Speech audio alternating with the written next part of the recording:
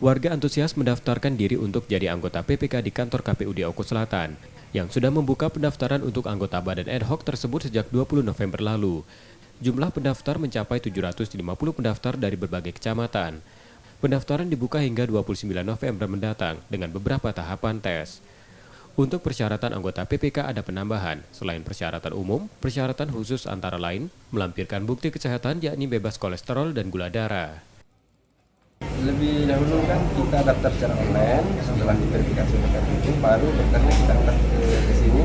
Sejauh ini alhamdulillah untuk pendaftaran online dan proses seperti itu tidak ada kendala. Antusiasme masyarakat lebih edukasi karena sampai hari ini hari ketiga ya, hari keempat pendaftaran ini sudah ada 150 orang yang mendaftar. Nah, ini artinya menunjukkan bahwa antusiasme masyarakat khususkan pemilu khususnya untuk terlibat langsung gitu dalam pemilu Kabupaten Pemilu Selatan. KPUD Oku Selatan akan merekrut 95 orang anggota PPK untuk mengisi 19 kecamatan di kabupaten tersebut. Setia Budi, Kompas TV, Ogan Komering Ulu Selatan, Sumatera Selatan.